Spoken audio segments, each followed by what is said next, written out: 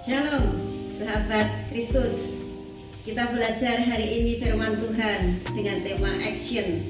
Kita banyak belajar firman Tuhan. Kalau ada firman Tuhan disampaikan, kita berkata amin, amin. Tapi ada actionnya enggak? Kita melakukannya enggak? Mari kita belajar bersama-sama di dalam Yakobus pasal yang kedua, ayat yang ke-22. Yakobus cukup tegas memberitahu kepada kita, kamu lihat bahwa iman bekerja sama dengan perbuatan-perbuatan, dan oleh perbuatan-perbuatan itu iman menjadi sempurna. Kalau kita beriman, kita harus berbuat. Kalau kita berkata amin, mari kita melakukannya. Kalau kita belajar firman Tuhan, mari kita lakukan. Itu actionnya apa yang harus kita lakukan. Kita belajar bersama-sama. Hari ini kita belajar dari Kejadian 24. Kisahnya Eliezer disuruh Abraham atau Abram tuannya untuk mencarikan istri bagi Ishak, anak tunggal bagi Abraham.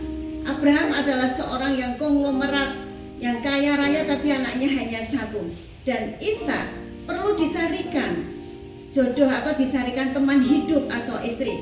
Eliezer pergi ke tempatnya keluarga Abram, ke tempat Betuel. Tapi pada saat Eliezer diutus oleh tuannya, Eliezer minta tanda kepada Tuhan.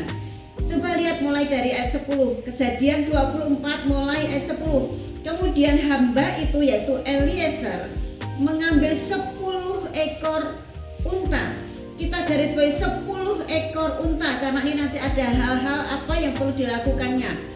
Kemudian mereka pergi membawa berbagai barang-barang berharga kepunyaan tuannya.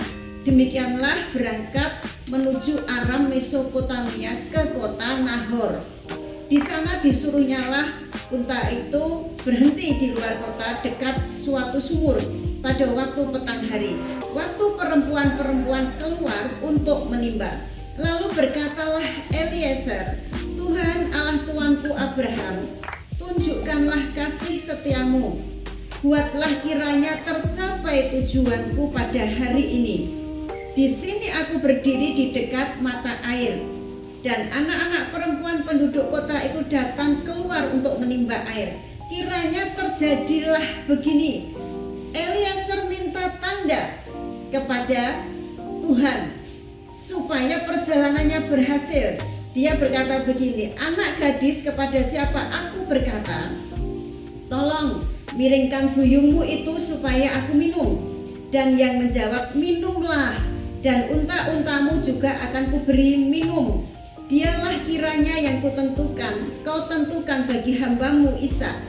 Maka dengan begitu akan kuketahui bahwa engkau telah menunjukkan kasih setiamu kepada tuanku Abraham. Nah, kita belajar hari ini. Pada waktu diutus oleh Abraham, Eliezer berangkat membawa 10 unta, dan setiap unta dikasih barang-barang bawaan yang akan diberikan calon istri Ishak. Belum tahu calon istrinya seperti apa, siapa, anaknya siapa. Tetapi Eliezer minta tanda kepada Tuhan.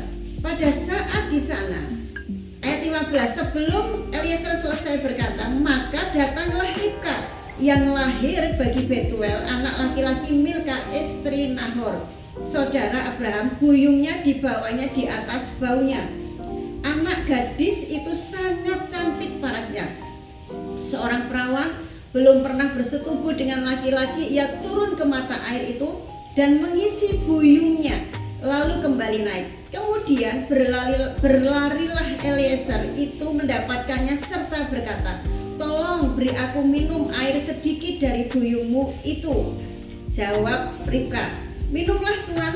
Maka segeralah diturunkannya buyungnya itu ke tangannya serta diberinya dia minum. Ayat 19. Setelah ia selesai memberi hamba itu, memberi Eliezer minum, berkatalah Ribka, baiklah unta-untamu juga aku timbakan air sampai semua untamu puas untuk minum. Mari kita belajar di sini. Apa yang harus kita lakukan? Action yang bagaimana yang harus kita lakukan? Kita belajar dari kedua orang ini, Eliezer dan Ribka. Belajar bersama-sama. Eliezer hanya berkata, ya Tuan, aku akan berangkat mencarikan istri untuk anak tuan.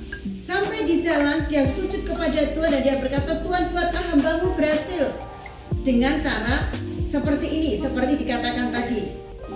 Itu dari pihak Eliezer, begitu setianya kepada tuannya, loyal kepada tuannya, sehingga dia melakukan segala sesuatu apapun yang diutus atau disuruhkan oleh tuannya kepadanya.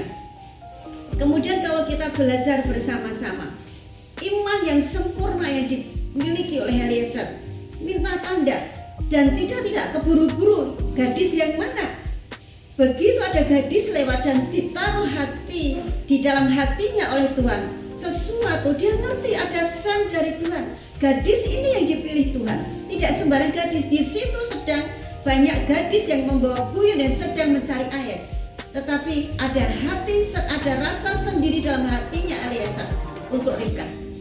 Ini untuk posisi Eliezer, peka apa yang dimaksud Tuhan. Sekarang action yang dibuat oleh Ribka. Eliezer hanya berkata, Nona, beri aku minum sedikit airmu. Kemudian buyutnya diturunkan dari baunya, dimiringkan supaya Eliezer minum. Setelah Eliezer minum, dia berkata, biarlah tuan-tuan unta-untamu juga aku kasih minum semua sampai puas. Sahabat, bayangkan ada berapa unta yang dibawa Eliezer? Tadi dikatakan ada 10 unta. Unta itu minumnya banyak sekali. Yang diminta hanya aku minta minum. Tapi Ribka berkata, Anda tak kasih minum, unta-unta Anda sampai puas tak kasih minum, saya akan nimba supaya mereka minum dengan puas. Ini yang namanya action. Tidak diberi, tidak memberi seperti apa yang diminta, tapi memberi lebih. Kadang-kadang kita selalu merasa bahwa saya punyanya sedikit, saya tidak punya banyak. Setelah Ribka berkata seperti itu, langsung ada balasan yang sangat luar biasa yang tidak pernah diharapkan oleh Ribka. Kalau Anda baca di ayat sesudahnya, barang-barang yang diberikan, ada dikasih tindian, dikasih cincin, dikasih gelang, dikasih kalung, bahkan ada banyak lagi barang bawaan. Dan begitu ramahnya Ribka berkata, mari ke rumahku. Di sana ada tempat tidur, ada tempat Anda menumpang. Di sana ada jerami, ada makanan unta banyak. Unta Anda tidak akan lapar. Hati yang murah, sahabat. Ada action, ada tindakan, ada perbuatan yang sangat menyenangkan hati Tuhan. Kita belajar bersama-sama. Ribka mempunyai kebiasaan atau karakter memberi, murah hati, memberi lebih daripada apa yang diminta. Bagaimana dengan kita, saya dan sahabat? Kadang-kadang kita selalu mengeluh, kok persembahan lagi, kok menabur lagi. Sahabat, kita belajar hari ini, kita perlu action, kita perlu melakukan, kita perlu berbuat seperti apa yang Tuhan mau. Tuhan yang minta 1/10 berapa yang kita berikan kepada Tuhan. Kalau orang yang seperti Ribka, dia berkata, Tuhan, Engkau mintanya 1/10, aku akan memberikan lebih daripada 1/10. Walaupun kita tidak tahu Tuhan akan memberikan apa kepada kita, tapi kita lihat Ribka menuai besar-besaran. Dia menabur air untuk minum unta, tetapi dia menuai harta benda kekayaannya. Ada barang-barang dari emas, ada dari permata, ada makanan, ada pakaian, ada barang-barang yang lainnya. Kita belajar saat ini. Sudahkah kita action? Sudahkah kita melakukan seperti apa yang Tuhan firmankan? Atau kita hanya berkata amin, amin, tetapi kita tidak pernah melakukannya? Kembali saya katakan seperti yang lalu, Amsal 11 ayat 24. Ada yang menyebar harta tetapi bertambah kaya. Ada yang menghemat secara luar biasa namun selalu berkekurangan. Ada yang menyebar harta, itu namanya action. Selalu menabur, selalu memberi lebih dari apa yang Tuhan minta, lebih daripada apa yang tertulis, dan tidak mengharapkan dianggap semuanya itu mati sudah selesai. Tapi Tuhan tidak pernah berhutang budi.